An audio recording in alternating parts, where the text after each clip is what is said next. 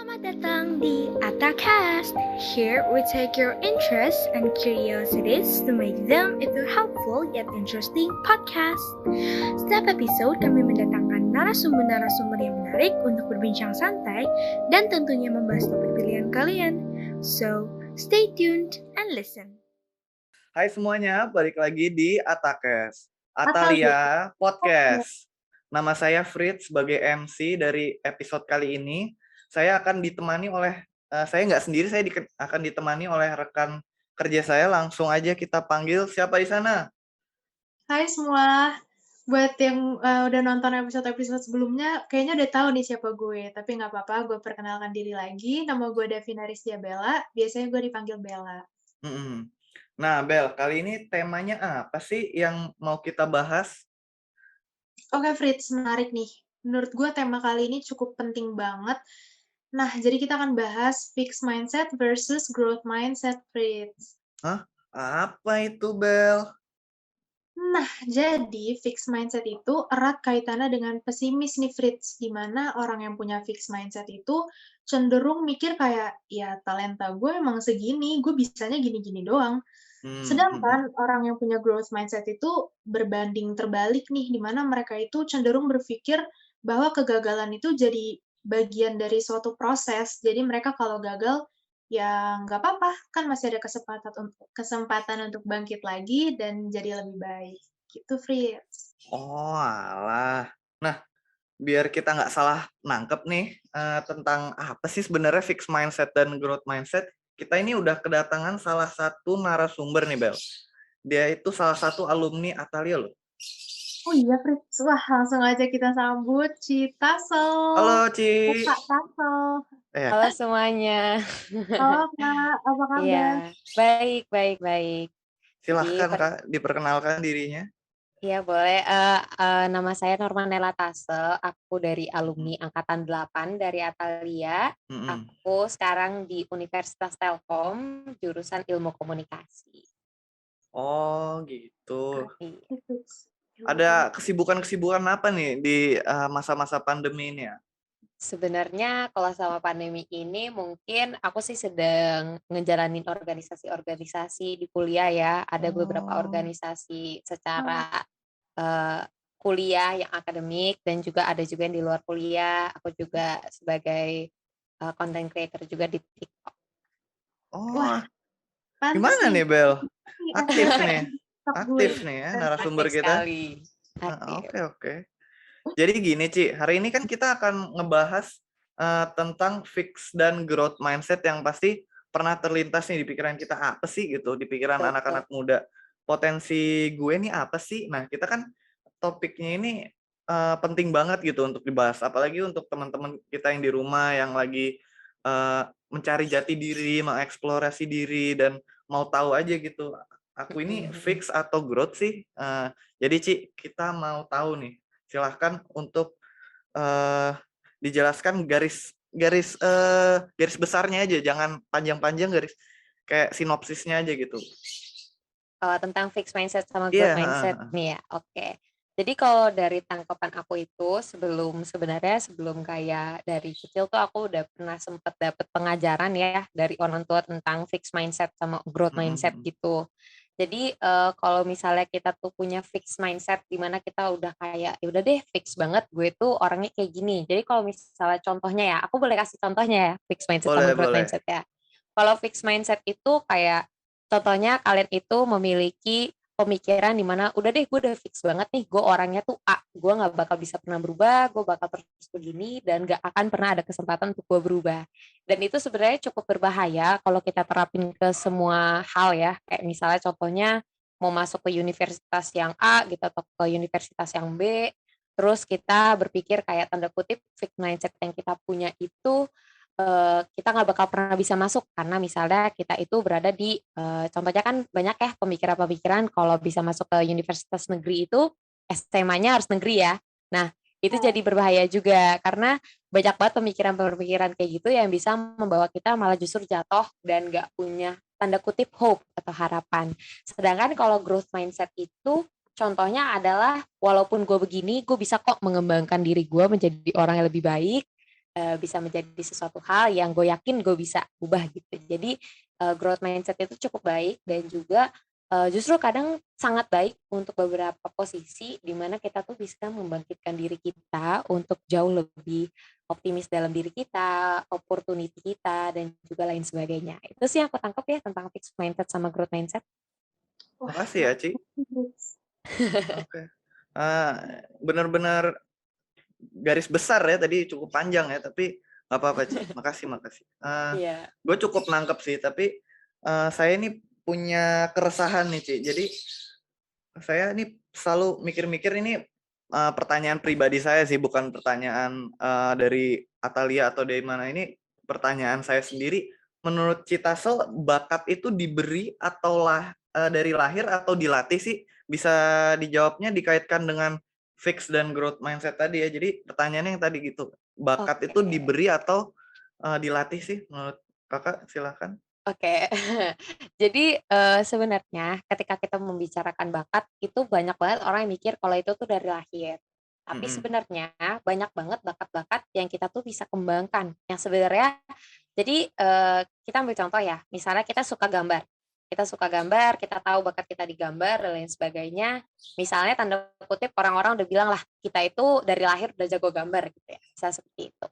Tapi gambar kan tidak semena-mena bisa kayak langsung gambarnya tuh pakai warna yang A, warna yang B, dan lain sebagainya. Nah, ketika kita mau belajar, mau mengembangkan hal itu, kita bisa menjulur atau istilahnya kayak mengarah ke hal-hal baru yang bisa menciptakan bakat-bakat baru, di mana kita tuh bisa menambah pengetahuan dan skill kita. Dan menurut aku, kalau kita punya fixed mindset, di mana bakat itu ya udah dari lahir, kita mungkin gak bakal bisa nemuin bakat kita yang sebenarnya. Karena memang benar ada beberapa orang yang memiliki skill-skill tertentu yang dia tuh dari awal udah punya lah istilahnya ya. Tapi ketika kita mau coba buat kembangin, mau coba kita buat cari tahu lebih dalam lagi, kita mungkin akan ketemu potensi atau istilahnya bakat-bakat kedepannya tuh yang sebenarnya paling cocok buat kita. Salah satu contohnya waktu aku dulu, aku pikir aku tuh bakatnya cuma A atau B, tapi semenjak mulai SMA aku dikenalkan dengan hal-hal baru, aku dikasih tahu kalau aku mungkin jagonya A, B, C, akhirnya pun jadi tahu gitu loh, oh ternyata aku bakatnya di sini loh gitu. Jadi yang gue tangkap itu fix dan growth mindset tuh berjalan berdampingan dengan bakat ya, bisa dihubungkan gitu ya. Kalau Bisa. misalnya ini saya nggak tahu ya, tapi misalnya kalau fix mindset itu agak kurang mengimprove, bisa kurang meningkatkan bakat, tapi mungkin kalau yang growth mindset bisa lebih meningkatkan bakat ya. Oh, oke. Ya, nah Kak, kalau menurut Kakak gitu ya, kan ini udah jelas banget fixed mindset sama growth mindset itu pasti punya cara pikir yang beda kan. Nah, kira-kira gimana sih mereka berpikir apa makna sukses, apa makna gagal, dan definisi sebuah usaha gitu? Dalam fixed mindset dan pandangan growth mindset juga ya? Perbedaannya. Oke, kalau fixed mindset menurut aku, ini yang aku tangkap ya, kalau misal seandainya kamu punya fixed mindset, kamu terkadang akan terlihat lebih pasrah terhadap suatu opportunity, terhadap suatu kesempatan. Misalnya kayak mikir, ah keluarga gue nggak kayak keluarga mereka, orang tua gue nggak kayak orang tua mereka, gue nggak bakal bisa kayak dia gitu loh. Terus habis itu kalau misalnya fixed mindset tuh agak lebih istilahnya kebawa ke hal-hal yang emang istilahnya ya udah deh kalau gue udah kayak gini gue nggak bakal bisa berubah gitu kan ya. Jadi kesuksesan yang ada atau kesempatan yang mereka punya ya itu aja dan kemungkinan besar tidak akan jadi berkembang jadi lebih besar gitu loh. Sedangkan kalau growth mindset dia tuh lebih pikir apapun yang terjadi sebelumnya, entah itu orang tua gue, keluarga gue, persahabatan gue, masa lalu gue dan lain sebagainya, kalau gue bisa berubah dan gue mau berubah, gue akan berubah dan gue akan bisa untuk mendapatkan kesempatan berikut. Dan banyak banget contoh-contoh yang kayak dalam orang-orang besar dan lain sebagainya yang memiliki growth mindset yang menyebabkan mereka untuk yang dulunya mungkin mereka nggak punya apa-apa, akhirnya mereka punya sesuatu yang jauh lebih valuable gitu. Gitu sih. Benar-benar. Wah, berarti emang fixed mindset tuh benar-benar menandakan pesimis ya, kalau yang growth mindset tuh lebih optimis. Saya juga pemikiran sih. Oke. Terus ada nggak sih titik di hidup Kak Tasul kayak misalnya menyadari bahwa sejatinya itu lebih penting usaha dibandingkan hasil. Kayak misalnya dulu misalnya ulangan gitu, saya tuh lebih mementingkan hasilnya gitu dibandingkan usaha belajarnya. Tapi misalnya kalau udah SMA,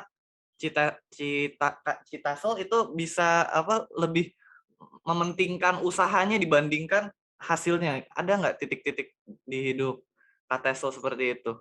Ada banget, parah. Itu pernah jadi bahasan juga sama teman-teman juga ya. Soalnya gini deh, ketika kita melihat hasil, istilah kayak we will do anything, kita bakal ngelakuin apapun buat ngedapetin hasil yang bagus. Ya nggak sih? Kayak misalnya Betul, contohnya betul. ulangan nih. Kita nggak ngelakuin usaha apa-apa, tapi kita nyontek, kita bisa dapat nilai bagus kan ya, hasil yang bagus, kita bisa dapat nilai yang tinggi dan lain sebagainya. Tapi kalau misalnya kita ngelakuin usaha yang baik, itu bisa menjadi suatu investasi buat kedepannya. Kita tuh udah belajar, kita ngerti materinya, kita bisa pakai. Nanti pas kita udah rasa belajar kita tuh udah kayak, gue suka banget nih belajar tentang gini, itu menyiapkan diri kita untuk masuk ke jurusan yang kita suka dan lain sebagainya. Jadi usaha itu sama hasil itu berdampingan, tapi ketika kita cuma mengejar salah satu aja, terkadang itu bisa jadi apa ya, nggak seimbang. Dan kalau misalnya kita cuma ngejarnya hasil doang, ya usaha apapun bisa kita lakukan cuma buat dapetin hasil yang bagus. Tapi kalau misalnya kita ngelakuin sesuai dengan usaha, tentunya hasil nggak pernah kayak usahanya udah bagus nih, terus hasilnya sejelek mungkin gitu kan, nggak mungkin lah ya. At least pas sama usaha kita gitu. Nah, ketika usaha itu udah kita lakukan, nanti itu pun bisa jadi istilahnya tanda kutip suatu bentuk ya tadi investasi buat nanti kita ke depannya. Apapun bentuknya itu bisa banget jadi suatu bentuk investasi gitu. Itu sih. Ada keresahan lagi nih. Menurut Kak Tesel, fixed mindset itu lebih mementingkan proses atau hasil? Kalau sedangkan yang growth mindset itu lebih mementingkan mana? Nggak usah bener-bener banget, bisa jelasin aja menurut ini pertanyaan terbuka menurut Citasel gimana? Oke, kalau aku sih ya fixed mindset pasti akan lebih fokus ke Itu dia hasil lebih sih. fokus ke hasil ya? Oke. Iya, kalau growth ke proses, karena growth kan proses berkembang gitu. Sedangkan fixed ya, yang penting lah hasilnya bagus gitu. Itu sih menurut aku. Oh, jadi yang saya tangkap tuh fixed mindset lebih ke kanak-kanakan ya, kurang Mm-mm. dewasa gitu. Lebih pengen dilihat dibanding lebih pengen melihat dunia gitu. Lebih pengen, kalau fix itu lebih pengen dilihat dunia, gue tuh keren, gue tuh bagus. Sedangkan Oh, kalau growth itu gue pengen ngelihat dunia yang bisa ngebentuk gue tuh sebagus apa, sekeren apa gitu loh. Jadi they see it from themselves gitu. Kalau growth, kalau fix mereka pengennya dilihat. Itu sih yang aku tangkap biasanya. oke, gue Setuju, ngerti, setuju. Kak. Dari sini gue nangkep sih, Fritz, kayak usaha tuh sebenarnya nggak boleh di awal doang ya, Kak, harus sampai akhir. Betul. Kalau misalnya nih, aku ngambil contoh gitu ya, misalnya ada orang yang pakai cara instan untuk masuk ke kampus A gitu ya, misalnya PTN ternama gitu, dia nyogok gitu. Terus, tapi dia sebenarnya dari bekalnya tuh nggak punya cukup ilmu pengetahuan nih untuk bisa sukses di jurusan yang dia ambil. Itu akan gagal juga ya, Kak. Jadi bisa masuk nggak bisa Mm-mm. keluar ya nanti? Betul, terkadang kita tuh ngelihat kan sering ya dengar cerita ada orang yang nyogok, ada orang yang beli tempat lah ya buat itu yang sebenarnya tuh nggak bagus dan justru ada yang ilegal ya. Nah, mereka tuh masuk terkadang karena nama doang kan ya, lebih kayak, "Oh ya kuliahnya nih ada namanya," gitu. That's why they want to be seen. Mereka tuh pengen dilihat, "Gue masuk loh ke univ ini," gitu. That's why mereka tuh lebih mending mereka nyogok dibanding mereka tuh masuk ke universitas yang sesuai dengan kapasitas mereka, gitu. Setuju banget. Oke, cukup Nah, ini relate sih. menarik nih, Kak Kasal tuh punya nggak sih pengalaman, terkait pesimisme gitu dan gimana hal-hal tersebut itu bisa mempengaruhi keputusan-keputusan selanjutnya, Kak? Oke, ini sebenarnya lucu ya ceritanya, pas banget waktu pas di SMA. Iya. Dulu tuh aku pesimis, aku nggak bakal bisa masuk kuliah yang bagus. Mm. Dan seperti tadi yang aku udah bocorin, aku masuk univ Telkom ya. Dan dulu aku pesimis, aku pikir aku bakal masuk ke univ-univ yang istilahnya yang aku tuh nggak tahu bahkan, atau mungkin ya aku istilahnya nggak bakal bisa masuk ke univ dengan beasiswa atau lain sebagainya gitu kan ya. Istilahnya nggak bisa ngebantu orang tua. Dan akhirnya aku punya yang fix mindset tadi tuh, ngelihat teman-teman aku yang nilainya super duper bagus, keren, mereka udah ikut lomba dan lain sebagainya, sedangkan aku enggak. Aku tuh sempat banget mikir kayak, kayaknya gue nggak bakal bisa deh, gitu. Dan akhirnya mempengaruhi aku jadi males buat nyari jurusan-jurusan, nyari tempat-tempat yang oke dan lain sebagainya. Dan bahkan aku sampai posisi di mana udah kelas 11, aku pun masih gonta-ganti incaran jurusan gitu. Sedangkan teman-teman aku udah kayak, oh ya gue bakal cari jurusan yang kayak A, B, C gitu. Sedangkan aku benar-benar masih naik turun, bahkan aku baru nentuin itu kelas 11, OTW kelas 11 akhir gitu. Jadi kayak udah mau akhir Oh baru ya, aku ya. kayak, oh itu deh gitu. Iya iya. Wah, ini emang kayaknya banyak ya dari kita yang punya pengalaman-pengalaman pesimis kayak gini. Gue juga Mm-mm. sering sih, Frit, sebenarnya hal-hal kecil aja sih, sering aja gitu dibawa pesimis, kayak mungkin ada chance tapi nggak aku ambil gitu. Kalau lu sendiri gimana, Fritz? Kan tadi kalau misalnya Bella sama Citaso kan kalau yang saya dapat tuh pesimis tuh kayaknya merugikan gitu. Tapi kok menurut saya ini menurut saya ya, tapi kok pesimisme tuh ada sedikit keuntungannya. Kayak misalnya saya ini kayak sebenarnya dulu tuh saya ingin cita-cita pengen jadi pilot, pengen jadi apa ilmuwan gitu. Tapi setelah saya lihat nilai-nilai saya, kenapa saya nilainya jelek gitu. Jadi saya lebih pesimis, jadi lebih tahu diri gitu. Ya udah deh, saya jadi karyawan aja. Yang penting kerja jujur, bisa meningkatkan taraf hidup.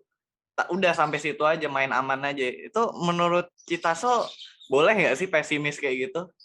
Maksudnya tahu Eh, diri ya, lebih ke tahu diri gitu. oh iya iya. Mm-mm.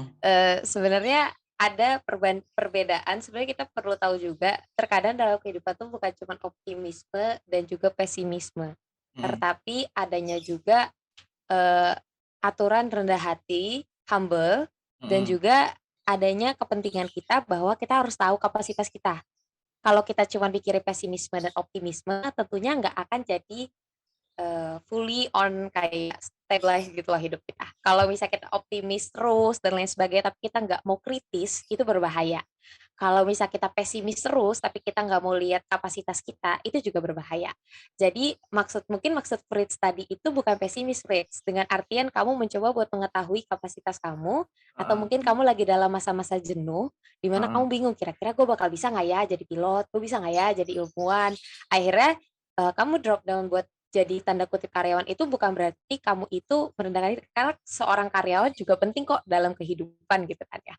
Mungkin itu bagian kamu untuk mengetahui kapasitas kamu. Aku juga pernah ketemu sama orang mendingan pesimis daripada optimis. Kalau pesimis, gue down terus. Kalau bagus, hasilnya bagus, ya oke. Kalau misalnya hasilnya sesuai dengan ekspektasi di mana gue pesimis, ya nggak apa-apa, soalnya gue ekspektasinya rendah gitu.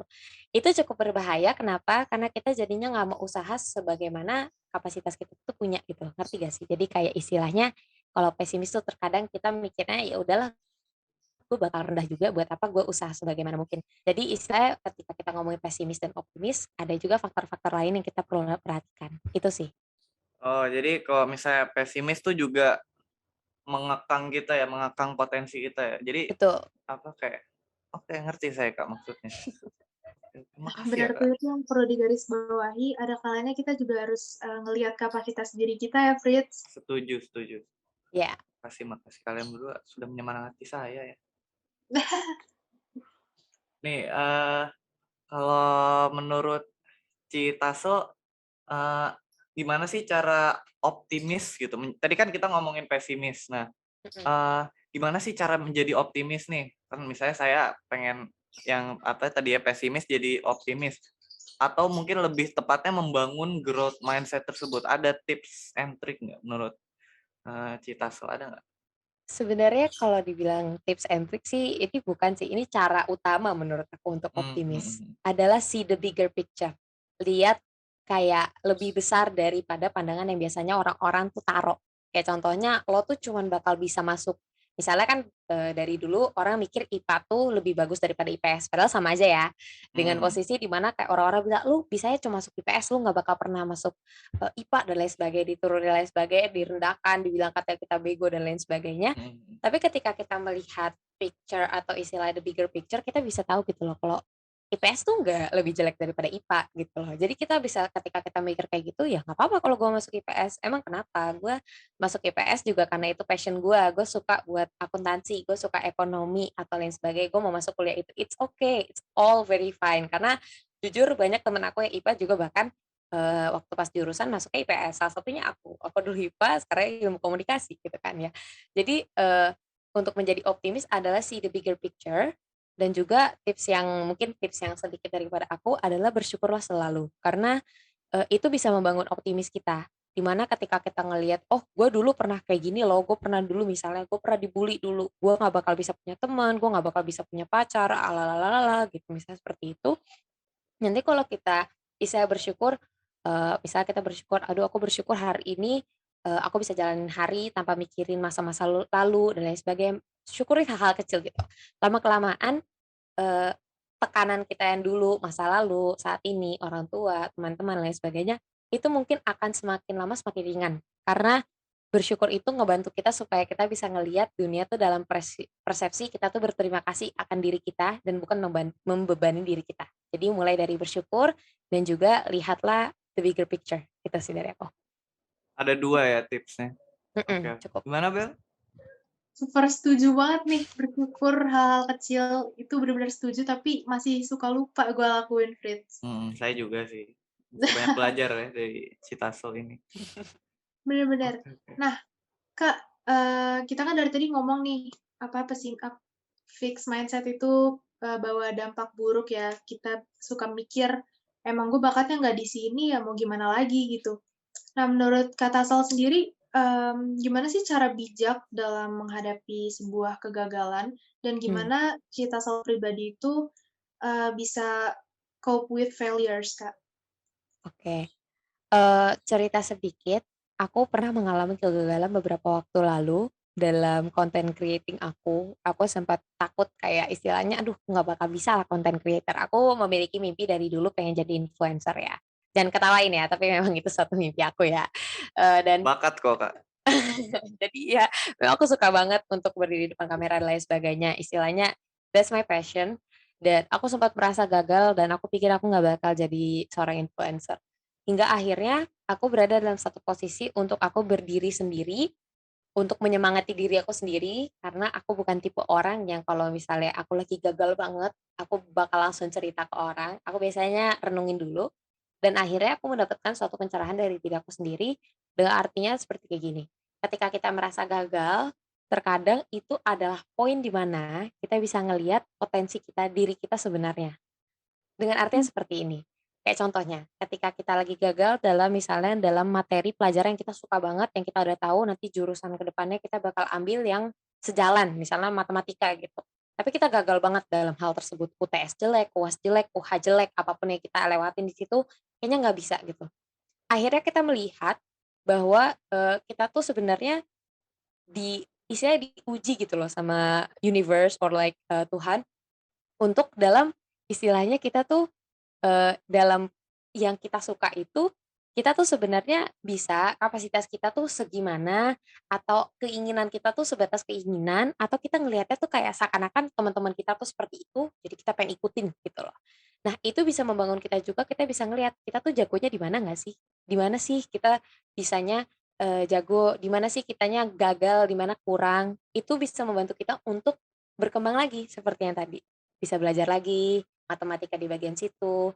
Terus kalau misalnya kita agak kurang bisa dalam misalnya cara belajar kita bisa ubah cara belajar kita, atau mungkin pertemanan atau pergaulan kita gitu. Itu melihat kita apa sih potensi-potensi yang bisa kita ubah, yang bisa kita kembangkan. Nah, kalau gagal itu bukan berarti kita nggak akan pernah bisa lagi ngelakuin. Malah justru itu bisa membangunkan kesempatan-kesempatan kita yang baru, terus kedua bisa membangun kesempatan-kesempatan kita untuk melihat apa yang kita bisa ubah, atau bahkan lanjutan cerita yang tadi itu, aku membuat satu video dan boom, viral parah, aku langsung naiknya ngaco gitu loh, tinggi follow-saya tinggi banget itu, dan itu suatu kejutan buat aku dan aku sadar kayak ternyata menjadi seorang influencer tuh nggak segampang itu, tapi juga bisa terbantu dengan usaha aku yang dari dulu membuat konten yang aku usaha buat supaya positif aja terus, jangan cari-cari drama dan lain sebagainya, itu yang aku usahakan. Akhirnya pun ya dapatnya dalam jalur-jalur yang positif gitu loh. Jadinya nggak terhindari dari hal-hal yang tidak diinginkan, dan akhirnya aku melihat potensi, oh aku kalau misalnya mau jadi influencer tuh aku harus lebih kuat loh dalam dunia influencing, aku harus lebih kuat untuk memberikan influence yang baik gitu-gitu lain sebagainya. Jadi dari inti semuanya itu ketika kita gagal itu kita lihat mana yang bisa kita perbaiki, itu yang pertama. Yang kedua adalah kita lihat kapasitas diri kita, dan yang terakhir adalah kita terus belajar. Karena dalam kehidupan itu kita akan terus belajar. Itu sih menurut aku. Belajar dari kesalahan tuh masuk growth mindset ya. Betul. Luar biasa nih jawaban pertanyaan kali ini, Fritz. Keren. Jadi kita harus ambil sisi positif dari sebuah kegagalan ya, terus introspeksi diri juga. Oke, growth mindset yang apa ya maksudnya? Dari semua itu yang saya dapetin ya apa yang saya tahu dari growth mindset gitu. Oh ya, ngomong-ngomong tentang growth mindset nih, Ci. Salah satunya itu juga kan tentang usaha yang mengembangkan diri yang tadi bilang kalau misalnya kita melakukan kesalahan, kita bisa ngeliatin potensi kita diri sendiri, bisa ngeliatin salah kita tuh di mana gitu. Terus menurut Citasel nih ada nggak sih esensi dari menantang diri sendiri atau Inggrisnya tuh challenging ourselves gitu. Gimana pengalaman Citasel mengenai challenging ourselves? Apa yang didapat dari situ? Apa yang keuntungan dari challenging ourselves itu? Silakan sih. Sebenarnya itu cukup ngebantu buat kita keluar dari zona nyaman ya. Kalian tahu kan ya kalau biasanya guru-guru orang tua sering bilang keluar dari zona nyaman, jangan kebanyakan ini. Jadinya nanti gampang nyaman, nanti kedepannya bakal susah buat berubah. Itu benar sebenarnya. Karena kalau kita kebiasa buat kita berada dalam posisi kita nyaman, enak, apa-apa disediakan dan lain sebagainya, kita kan nggak menantang diri kita ya untuk mencoba hal-hal baru dan sebagai kayak contohnya mungkin sekarang lagi rame itu ikut-ikut webinar, dapetin sertifikat, volunteer, itu kan rame ya sekarang di TikTok, Instagram, lain sebagainya. Nah itu banyak banget yang anak-anak muda SMA, SMP itu harus keluar dari zona nyaman. Dulu yang biasanya kalau misalnya ikut seminar itu karena disuruh guru, sekarang harus cari sendiri, cari sertifikat sendiri, ada yang bayar, ada yang lain sebagainya. Itu kan keluar ya sebenarnya karena nggak nyaman gitu duduk di depan laptop atau HP dengerin orang ngomong terus kayak sambil dengerin sambil interaksi itu kan nggak enak ya untuk beberapa orang. Tapi ketika kita menantang diri kita nanti lama kelamaan kita akan jadi tahu oh ini toh rasanya kita bisa buat mempelajari hal-hal baru gitu. Nah mulai dari webinar terus ikut volunteer akhirnya nanti waktu pas udah di masuk ke dunia organisasi di kuliah pas kita udah lihat orang-orang udah pada belajar-belajar juga kayak kita dulu, kayak misalnya webinar, ikut webinar juga dia, ikut volunteer juga. Kita pun jadi nggak ketinggalan gitu loh. Kita jadi nggak ketinggalan dan juga tentunya kita memiliki persiapan atau bekal untuk nanti untuk masuk ke organisasi di kuliah dan lain sebagainya. Jadi ketika kita men-challenge ourselves, kita bisa memiliki opportunity baru di depannya. Itu kayak istilahnya ya kita menyiapkan diri untuk kedepannya, bekal untuk kita kedepannya, dan juga ketika kita menantang diri kita sendiri, kita juga bisa tahu kapasitas kita tuh seberapa. Itu sih menurut aku. Gimana, Bel? Keren. Tapi setuju banget sih, challenging ourselves tuh kayak emang kayak ngasih kita kesempatan-kesempatan baru yang sebelumnya kita nggak pernah mikir kita sanggup gitu. Gimana, Fris, menurut lo? Oke. Oke, Kak, nih aku mau nanya, kalau menurut Kak Tasel itu kedua mindset ini bisa nggak sih mempengaruhi gambaran diri seseorang? Mungkin seseorang itu jadi lebih insecure kalau misalnya ngelihat kesuksesan orang lain, atau juga mungkin seseorang itu kayak merasa selalu butuh validasi gitu atau pengakuan dari orang lain. Bisa mempengaruhi gambar diri banget sih sebenarnya. Kalau kita punya fixed mindset kan tadinya seperti aku bilang, kita akan lebih istilahnya mau dilihat, mau diakui, mau dikasih tahu kalau misalnya gue tuh paling keren lah, gue yang paling bisa lah, tanpa harus ngapa-ngapain gitu. Karena kan fixed mindset ya udah gue nggak usah ngapa-ngapain, gue orangnya begini gitu ya. Sedangkan kalau growth mindset itu kita lebih kayak dengan validasi diri aku sendiri, aku bisa menjadi seseorang yang lebih baik. Sehingga kita bergantung pada diri kita confident, kita juga memiliki rasa secure dengan diri kita. Berapapun banyak orang yang bilang kita jelek, kita akan tetap percaya diri bilang mungkin itu dikarenakan apa, atau berapa banyak pun orang yang mencoba buat merendahkan kita tetap akan mencoba fight our way buat kita jadi lebih baik. Sedangkan kalau fixed mindset, itu mereka sangat terombang-ambing oleh perkataan orang lain. Lu kayaknya cocoknya buat di A deh. Dari dulu dibilangin kayak A, terus gue fixed mindset kayak gitu, tapi giliran B ngomong, lu kayaknya cocok di sini, nanti kan akan jadi berpikir, gue tuh cocok yang mana sih? Karena gue dari dulu tuh mikirnya gue tuh kayak gini, dan akhirnya nggak ada growth dikarenakan gampang banget buat terpengaruh oleh orang lain. Akhirnya naik turun, gampang insecure, gampang confident tiba-tiba jatuh lagi insecure. Terus cara biar confident dia dengan cara menjatuhkan orang lain itu berbahaya sih menurut aku. Jadi eh, harus memiliki growth mindset di dalam kehidupan sih menurut aku. Karena itu bisa membantu biar kita gambar diri kita tuh sesuai dan baik dan benar.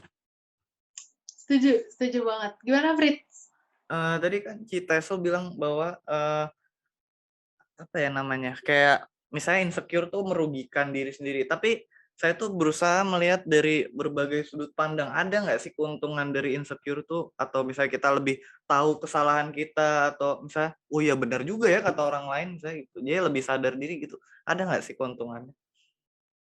Menurut aku keuntungan dari insecurity justru tidak ada. Karena insecurity itu bukan bentuk dalam membangun diri, melainkan untuk membandingkan diri. Kayak contohnya, kalau aku merasa aku insecure, misalnya aku lagi jalan sama teman-teman aku, terus ada satu teman aku yang super duper cantik, pinter, hebat, pokoknya intinya apapun perfect. Gitu. Aku kalau misalnya melihat dia dan menjadikan motivasi, aku bukannya insecure. Aku melihatnya itu dan menjadikan diri aku suatu motivasi. Dan itu bukan insecure karena aku bukan membandingkan diri, melainkan menjadikan dia contoh. Tapi kalau aku insecure, aku akan mencoba segala cara supaya membuat dia lebih jelek daripada aku. Entah menjatuhkan dia, entah membuat diri aku lebih baik dalam posisi aku harus lebih tinggi hati, atau aku kelihatannya rendah diri. Rendah diri tuh jadi kayak merendah untuk meroket. Nah, itu rendah diri. Rendah diri itu sebenarnya insecure campur sombong yang ditutup-tutupi. Itu adalah rendah diri. Jadi menurut aku insecure itu sebenarnya adalah bentuk perbandingan yang kita lakukan terhadap orang lain ataupun terhadap suatu hal. Sedangkan kalau kita mau yang kayak tadi Fritz bilang yang kayak membuat diri kita lebih baik atau kayak oh iya benar juga kata orang, itu sebenarnya evaluasi dari diri kita kepada diri kita yang kita menaikkan diri kita. Jadi insecure is a no need karena sebenarnya kalau misalnya kita insecure tuh sebenarnya emang memperbandingkan dan juga apa istilahnya menjatuhkan diri kita ataupun menjatuhkan orang lain dengan cara yang salah dan bukan rendah hati melainkan rendah diri gitu. Ya mau dilihat dari arah mata angin manapun tetap salah ya insecure. Iya, menurut aku sih salah sih ya. Mungkin Iya, beberapa orang mikirnya bisa jadi benar ya, tapi ya menurut iya. aku sih itu salah sih. Karena seperti Setuju. itu. Tapi menurut aku juga sama kayak kata Sal, aku juga setuju kalau insecure tuh sebenarnya nggak bagus, sama sekali nggak bagus. Apalagi yang paling mengganggu, kalau misalnya seseorang tuh punya insecurities dan dia berusaha eee, kelihatan lebih baik dengan menjatuhkan orang lain ya, Kak. Hmm. Betul. Oke, Fritz, kita lanjut apa nih? Nah, kita udah ngobrol lama banget ya, ini udah berapa menit nih. Kita langsung aja nih kita ke sesi yang kedua Kak, yaitu sesi tanya jawab. Jadi kakak-kakak OSIS ini akan menyediakan pertanyaan yang kalau dari tadi kan pertanyaan pribadi Bella dan saya. Jadi yang sekarang ini pertanyaan yang disediakan oleh OSIS gitu. Boleh silahkan dijawab. Yang pertanyaan pertama, menurut Citeso mana ya tadi? Menurut pertanyaan yang pertama itu gimana kita ini bisa tahu punya mindset yang udah fix atau masih dikembangkan atau growth mindset? Cara taunya itu gimana antara kedua itu? Silakan Citeso. Oke. Jadi kalau kita mau tahu kita tuh punya fixed mindset atau growth mindset, itu biasanya kalau kita punya fixed mindset, itu kalau kita dari orang ada kritik dan saran, kita terkadang ngambilnya tuh setengah hati atau bahkan nggak mau dengerin sama sekali. Kayak contohnya ada guru gitu, apalagi sama dari orang tua tuh biasanya kalau misalnya kita sebagai anak muda dikasih tahu sama orang tua biasanya ngebantah. Kayak contohnya dikasih tahu sama guru atau sama orang tua dibilang katanya, "Kamu kayaknya harus coba deh buat belajar lebih dalam lagi dan jangan kebanyakan main." Kita biasanya kayak, "Apaan sih?" Gitu. "Kan gini gini gini, sekarang mah zamannya udah main game, gue bisa dapetin duit," gitu-gitu lain sebagainya. Biasanya seperti itu ya, padahal cuma dikasih tahu kritik dan saran gitu. Cuma simpel aja kritik dan saran tapi langsung defensif. Sedangkan kalau growth mindset itu kita terkadang walaupun mungkin sedikit kurang setuju, kita masih mau input dan masih mau mendengarkan.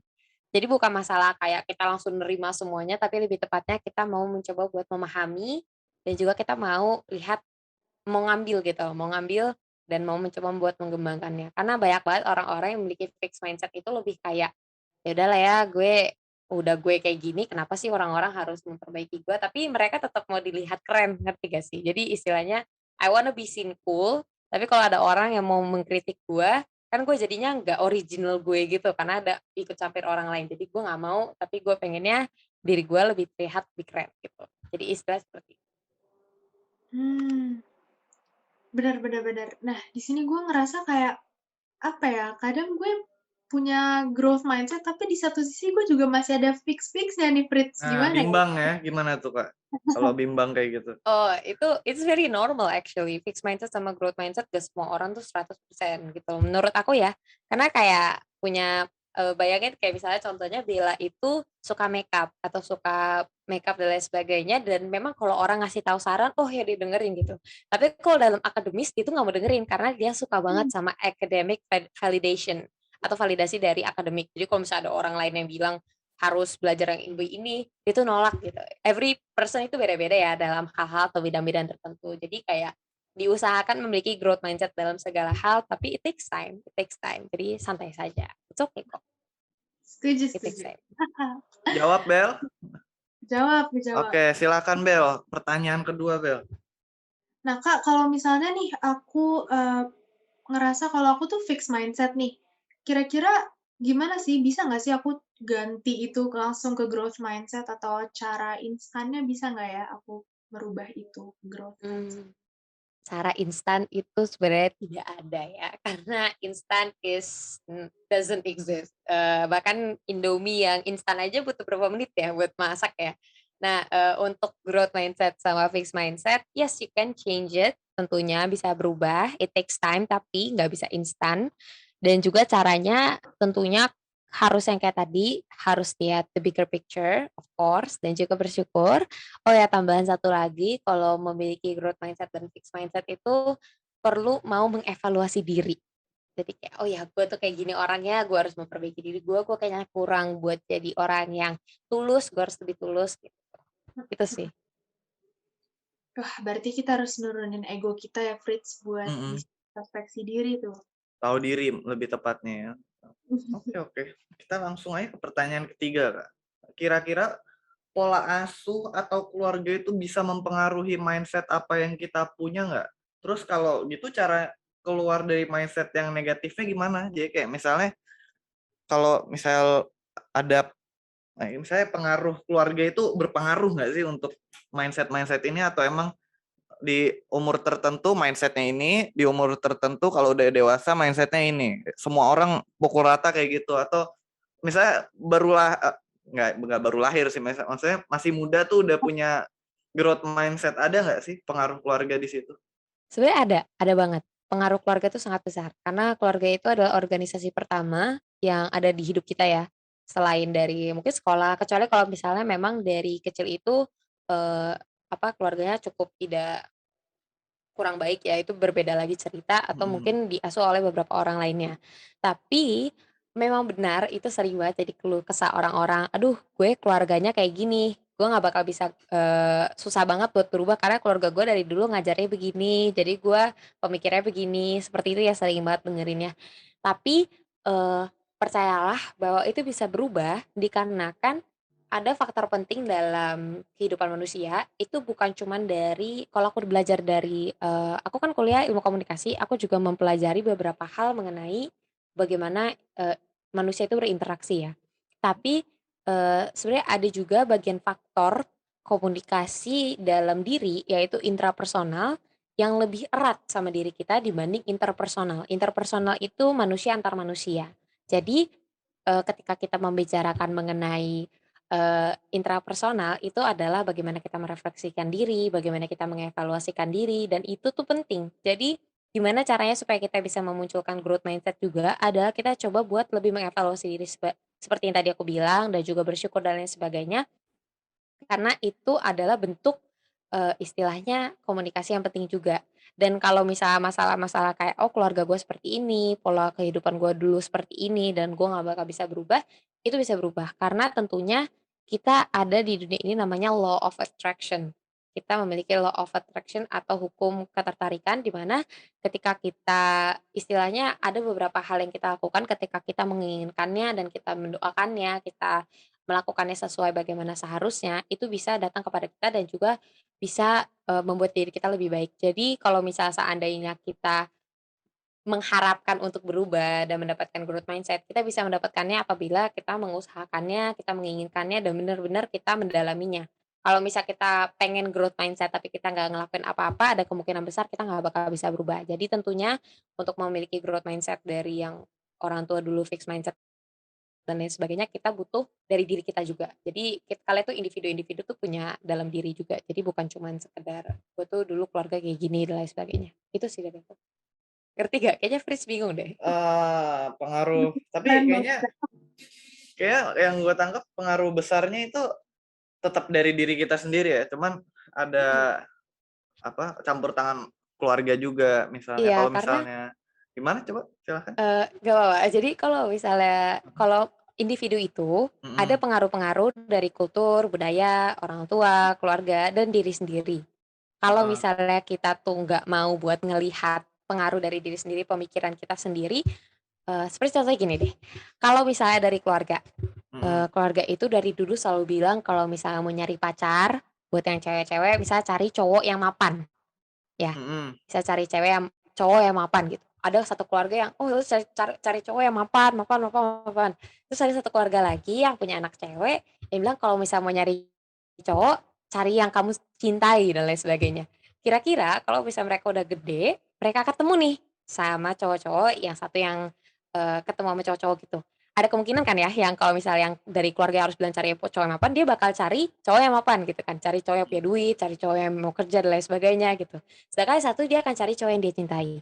Tapi nggak jarang kan ya kita ketemu sama anak-anak perempuan yang lainnya yang dibilangin, "Kamu harus, pacaran sama cowok yang seagama," gitu ya. Tapi akhirnya dia sukanya pacarannya sama cowok yang beda agama gitu kan ya, sering ya ketemu. Itu kan ada pengaruh dari Sering relate individu. dong. Iya, karena itu ada pengaruh dari individu, entah itu dari perasaan, logika, tapi dia orangnya walaupun beda agama dia tuh gini gini gini gini, ada pengaruh hal-hal tersebut gitu loh. Sama halnya dengan kita dengan growth mindset dan fixed mindset, walaupun kayak orang tua bilang, "Lo tuh harus kayak gini, lo tuh harus kayak gini, lo tuh harus kayak gini." Ada pengaruh dari diri kita nanti yang ke depannya ketika kita ketemukan dan kita yang percayai, kita tuh bisa temuin hal-hal tersebut. Jadi memang, nggak semuanya tuh berdasarkan dari pola keluarga gitu, tapi bisa juga dari diri kita, bahkan pertemanan juga bisa pengaruh. Jadi ya, kita harus cari yang sesuai sama diri kita dan yang baik, itu sih menurut aku. Cukup terjawab lah ya. Cukup terjawab ya. Speechless nih saya, gue Fritz. Kita Oke. lanjut aja nih. Nah, Kak, kalau misalnya nih, kita mau ngubah dari fixed mindset ke growth mindset, tapi kesana nih terlalu terpaksa dan akhirnya toxic gitu, kira-kira hal-hal kayak gitu bisa dihindari dengan apa? Sebenarnya aku tahu biasanya nih, aku mau tanya dulu, tapi kalau toksiknya itu karena apa dulu nih? Apa karena dia terlalu obses atau apapun itulah toksik, yang penting toksik gitu? Spesifik. Salah satunya. Oke, jadi intinya, mau menjadi growth mindset tiba-tiba jadinya lebih ke toksik gitu ya? Iya. Menurut aku sih ketoksikan itu kadang muncul dari cara yang salah, pergaulan yang salah, dan juga ada satu posisi di mana kita tuh maunya tuh lebih dari kapasitas kita, ngerti gak? Kayak contohnya nih, aku ambil contoh simpel, misalnya kita tuh pengen yang dulunya akademik kita mau carinya tuh validasi nilai 100, 100, 100, 100, 100, tapi yang penting nyontek gitu ya. Tapi tiba-tiba kita pengen berubah, pengen nggak mau nyoba nyontek lagi, akhirnya kita cut off semua pertemanan, kita cut off semua game, kita nggak istirahat, kita belajar mati-matian dari pagi sampai malam, sekolah, pulang, belajar gitu, misalnya seperti itu.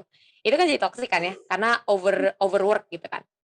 Nah menurut aku, ketika itu terjadi, itu kita istilahnya tanda kutip kita memaksa diri kita untuk melakukan suatu hal yang sebenarnya di luar kapasitas kita. Ya bayangin aja lah, yang dulu biasanya dari nyontek gak pernah belajar, tiba-tiba langsung mati-matian belajar. Itu kan drastis banget ya.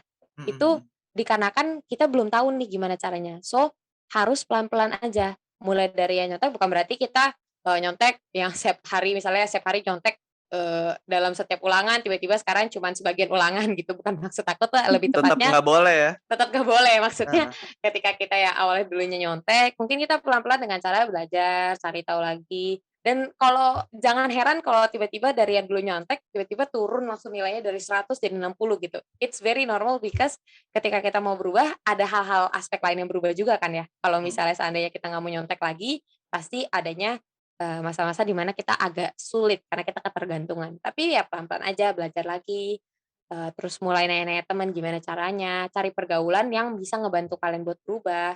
Jangan langsung cut off semua teman-teman kalian, langsung sendirian, langsung di kamar mendem gitu. Ya harus pelan-pelan aja sih menurut aku dan take time, it takes time. Benar-benar. Berarti kalau mau mengubah mindset itu harus siap berproses ya, nggak bisa instan juga. Nggak bisa Nah, instan.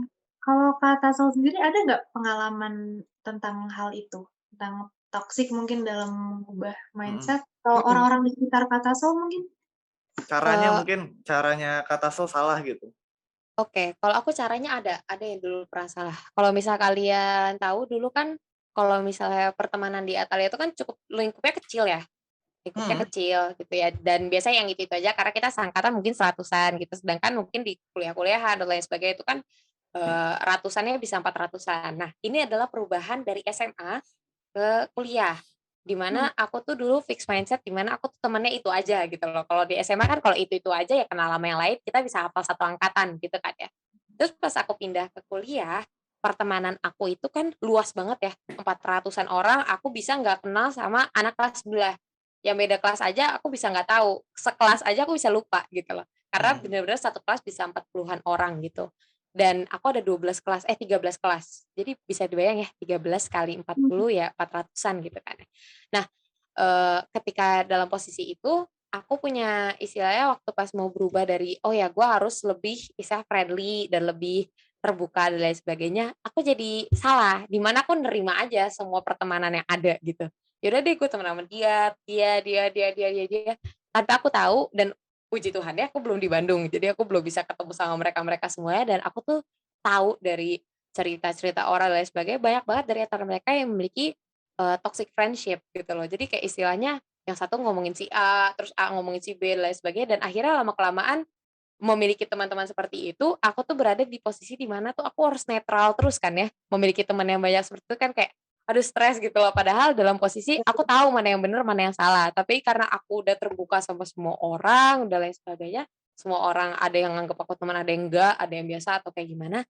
Aku akhirnya mencoba buat perlahan-lahan aku tuh kayak istilah membendung pertemanan yang kurang baik gitu loh. Jadi istilahnya kalau misalnya mereka ngajak main atau lain sebagainya, aku lebih menjaga jarak, lain sebagainya. Terus mulailah kalau misalnya aku mau ngobrol, mau cari teman, mau cari teman cerita, aku mulai membaginya ke teman-teman yang emang dekat sama aku dan baik sama aku, dan juga yang emang memiliki dampak baik sama aku. Dan pilih-pilih teman itu sebenarnya tanda kutip gak jahat ya guys sebenarnya, karena sering banget ya orang-orang tuh fix mindset juga tuh, jangan pilih-pilih temen. Stigmanya Gitu. jelek ya kalau milih temen kesannya.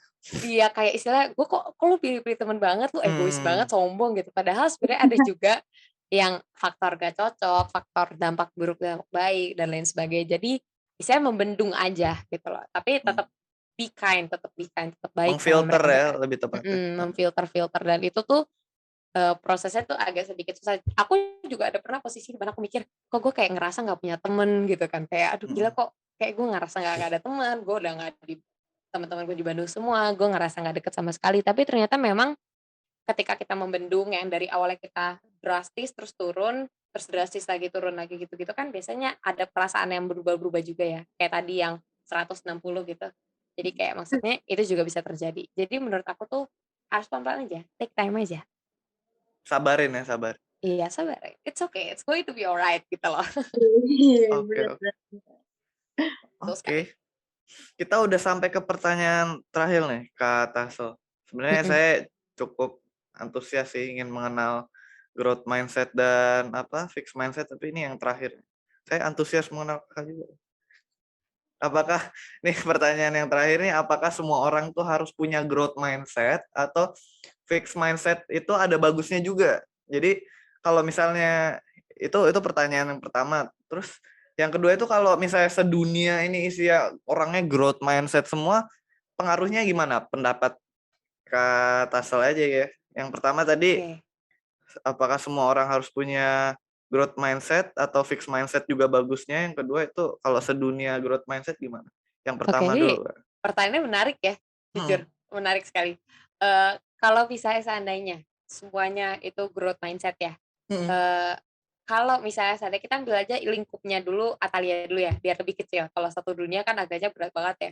Hmm. Tapi kalau misal kita dalam satu ada positifnya dan ada sedikit negatifnya Hmm. dibanding hal tersebut, di mana ketika kita semuanya growth mindset, kita mau belajar, kita mau ngelihat posisinya, kita mulai, eee, apa ya istilahnya, mau melihat istilahnya sisi baiknya dalam beberapa hal, dalam segala hal, kita mau mencoba hal-hal baru. Tapi negatifnya adalah istilahnya aku nggak tahu ya, aku kepikirannya ketika kita dalam suatu posisi kan ada beberapa orang yang memang menjadi seorang yang lebih, eee, tangguh, di mana mereka itu ngebawa teman-temannya yang masih kurang untuk jadi lebih baik. Nah, kalau misalnya semuanya jadi seperti itu, siapakah yang membawanya? Siapakah yang jadi ketua OSIS-nya, siapakah yang jadi OSIS-OSIS-nya, dan lain sebagainya. Tapi itu juga menjadi suatu hal yang baik dengan artian, ya tidak usah membuat ada yang ngebantu, yang ngebangun dan lain sebagainya, semuanya udah bisa ngebangun sendiri, tapi itu akan membuatkan beberapa organisasi itu jadi tanda kutip "tidak berguna" dan lain sebagainya, tapi itu Hmm. baik. Kenapa? Karena jadinya semua orang punya pendirian. Tapi mungkin kalau misal dalam aspek seluruh dunia, itu masih mungkin menjadi suatu tanda pertanyaan yang, apa ya, tanda tanya yang besar ya, karena kalau misalnya kita pikir-pikir, aku juga nggak bisa kepikiran kalau semua orang tuh punya growth mindset tuh seperti apa. Tapi kalau ada semua orang growth mindset, mungkin dunia sekarang udah bukan, apa ya, udah bukan jalan pakai mobil lagi, mungkin udah terbang kali ya, kita udah nggak tahu Itu lagi karena teori liar aja ya. teori liar lah ya itu Hmm. mungkin di luar sana. Tapi kalau Hmm. fixed mindset itu ada baiknya atau enggak, tentunya setiap hal tuh ada positif dan negatif, tapi aku belum ngelihat sih ya positifnya dari fixed mindset tuh kayak gimana. Oh. Kayak mungkin lebih kalau kalau fixed mindset itu bisa ngebantu buat nanti ke depannya kita tuh jadi punya pemikiran kita tuh dirinya kayak gimana. Tapi itu pun aku rasa bukan positifnya juga ya. Jadi menurut aku sih, kalau dari aku sih aku belum ketemu persisnya fixed mindset tuh ada bagusnya di mana gimana. Tapi aku yakin sih fixed mindset itu pasti ada positifnya. Yang tadi mohon maaf yang tadi yang tentang masalah insecure tadi ada positif atau negatifnya, mungkin ada positifnya juga. Mungkin aku belum yang merasakannya dalam Belum positif tahu aja insecure. gitu. Iya, mungkin aku yang belum ngelihat lagi gitu. Hmm. Jadi ya I'm not perfect on that lah, istilahnya seperti itu. Mungkin itu dari aku atau mungkin ada pertanyaan yang tadi aku salah yang kedua apa tadi? Enggak, itu udah dijawab semua. Oh udah jawab ke semua? Heeh. Oke, wow keren. Makasih ya. Setuju sih gue itu, Frits. Kayak menurut Hmm. gue emang terang tuh juga kita bisa kelihatan terang tuh di tempat yang gelap gitu ya, bukannya teman-teman kita Hmm. gelap ya, enggak. Maksudnya ya kita juga harus mau jadi berkat bagi orang lain gitu ya, Frits. Hmm, mm. Jadi kesannya kalau semua baik tuh mana yang jelek ya mana yang harus dipimpin gitu. Kayak kalau semuanya singa semua, mana dombanya gitu. Makan Iya, apa mereka gitu. kayak istilahnya kayak kalau misalnya kita semua sehat, kita nggak bakal Hmm. tahu sehat itu apa karena kita nggak pernah sakit Oh gitu. ya, ngerti Heeh. maksud. Jadi fixed mindset dan growth mindset ini jalan beriringan dan saling melengkapi ya orang-orangnya. Betul, Jadi betul, kayak betul. ya kita harus belajar dari kesuksesan orang lain, tapi kita juga harus belajar dari kegagalan orang lain ya, Frits. Setuju Hmm. gue, Bel. Belajar gitu, penting belajar. Oke, Wah. jadi untuk pertanyaannya segitu aja. Makasih banget buat Kak Tasel yang udah menyempatkan diri datang lewat Zoom maksudnya. Oke, makasih banget, bermanfaat banget dah. Gue pribadi sih jadi ngerti ya, Frits, apa sih perbedaan fixed mindset versus growth mindset. Gue juga kayak, aduh ternyata gue fixed mindset deh kayaknya nih, makin yakin gue. Belajar banyak loh, belajar introspeksi diri sendiri yang awalnya kurang referensi. Setelah berbincang, referensi saya makin banyak. Makasih loh. Oke, Bel. Nah, sekarang kita mau ngapain nih, Frits? Kita sudah sampai ke sesi yang namanya sesi manifest, kata Sel. Ini adalah sesi di mana para OSIS ini menyediakan platform untuk orang-orang penonton-penonton untuk memberi tanggapan atau kayak comment section gitu. Kita bakal bacain sih isi manifestnya ini apa aja. Yang pertama nih, Bel. Oke, ini yang pertama dari inisial M, yang udah mulai sekolah hybrid, semangat dan stay safe ya. Wah, tuh disemangatin tuh Fritz, tetap Makasih ya protokol semangatnya. kesehatan, Wah, guys. disemangatin loh. Makasih ya, Em. Oke. Oke, yang kedua ini dari inisial P. Tetap berkarya, salam dari Binjai. Waduh, Waduh, anak TikToker banget ini ya. Stay tune ya di catat tuh. TikTok. Makasih ya semangatnya dari inisial P. Oke, Bel. Siap. Oke nih, yang terakhir nih ada namanya nih jelas nih. Ini dari inisial F buat Viko. Makin pro ya bultangnya Viko. Wah, Waduh, tuh random semangatin tuh banget ya. Viko. Tuh disemangatin loh, Fik. Ini dari inisial F. Jangan-jangan dulu Fritz. Bukan. Ini Oh, kebetulan bukan. sama aja nih inisialnya. Oke, segitu aja ya sesi manifestnya. Cuma 3 komennya dari platform kita. Langsung aja kita ke penutup, Bel. Silahkan. Oke, sebelumnya buat kalian juga bisa banget ngasih pesan ke teman-teman sesama Atalia lewat manifest ini. Nanti ada di question box yang akan dikasih di IG OSIS SMA Atalia sebelum episode Atakes ini tayang. Nah, sekali lagi terima kasih buat Kak Tasel udah menyempatkan diri di tengah padatnya jadwal dan memaparkan materi yang luar biasa bermanfaat. Keren banget sih. Gue pribadi nih jadi kagum nih sama Kak Tasel. Luwes banget ya. Keren. Nah, makasih juga Fritz sudah jadi teman ngobrol gue. Makasih. Tapi sebelum kita tutup acaranya, gue ingin mengucapkan terima kasih kembali kepada Citasel dan Bella sudah mengisi acara Atakes. Ngomong-ngomong tentang Atakes, untuk kedepannya misalnya mau pengen tahu episode selanjutnya tuh gimana, langsung aja follow OSIS SMA Atalia, dan juga untuk nontonnya di mana, uploadnya di mana, langsung aja subscribe di YouTube OSIS SMA Atalia, langsung kalian nonton di situ aja, udah ada semua episode 1 sampai episode sekarang ini. Terima kasih untuk kalian yang udah stay tune di detik ini masih nonton. Terus bagi kalian yang ingin tahu informasi lebih lanjut ya tadi di Instagram, langsung lihat di story-nya aja, itu semua informasi ada di situ. Jadi langsung aja stay tune. Kalau kalian the real Atalians tuh kalian stay tune gitu. Siap. Makasih ya. Saya Fritz. Gue Bella dan narasumber kita Asal. Hasta la Hasta la vista. vista. Hasta la vista.